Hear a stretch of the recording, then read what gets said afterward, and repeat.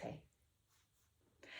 Hello, we are back, and Noah is going to help me today with the story so that we can tell it all in one swoop. This is a story about how the disciples began to know Jesus in a new way after his crucifixion. And we have heard 5 parts. We're going to hear the 6th part today. So the first one was when Jesus found Mary at the cave weeping, and he said her name in comfort. Then we learned about the fellows who walked to Emmaus with a stranger and then heard the scriptures, and they knew it was Jesus who was teaching them.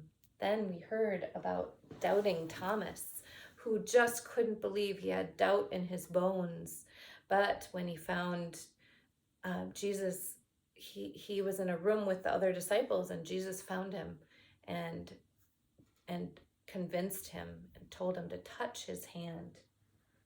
Then we heard about the disciples who went to Galilee and went fishing and heard the voice from the beach, "Move your nets to the other side." And then when they brought the fish in, their friend Jesus shouted, "Bring some fish for the fire and have some breakfast." And they were together on the beach.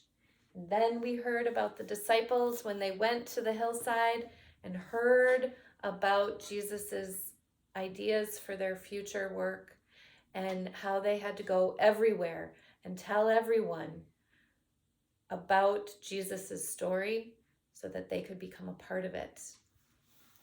And today we're going to hear this part. When the disciples returned to Jerusalem and they gathered together again in a room, and Jesus was there.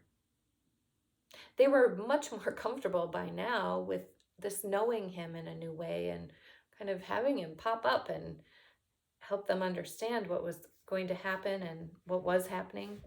So they asked a lot of questions, some of which were a bit silly, like political questions like, "Lord, will you restore the kingdom to Israel?"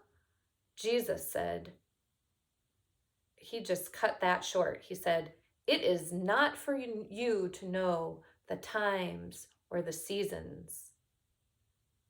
Well, then he took them out of that room and brought them into the streets of Jerusalem, and they went out through the gates beyond Jerusalem and the walls of the city to a hillside, perhaps near Bethany.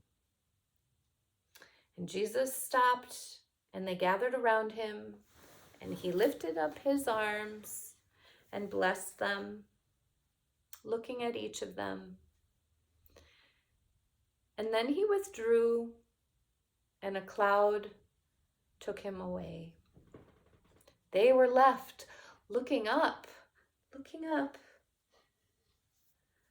at the sky until someone said, "Why are you looking at the sky?" And there were 2 people standing there wearing white. And the disciples felt pretty silly. Were they looking up at the sky for something that they could no longer see? Well, the strangers answered their own question. They said, "This was Jesus, but he is gone, as you have known him." And then it seemed like a great weight was lifted off of their shoulders. The disciples turned and walked back to Jerusalem.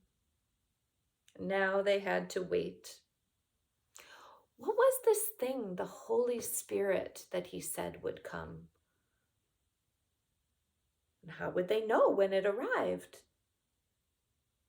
Well, they waited and waited. And while they waited, they found another person to replace Judas among them, a person named Matthias. So they were 12 again, 12 disciples. And they just all had to continue to wait. how long would it take for the Holy Spirit to arrive?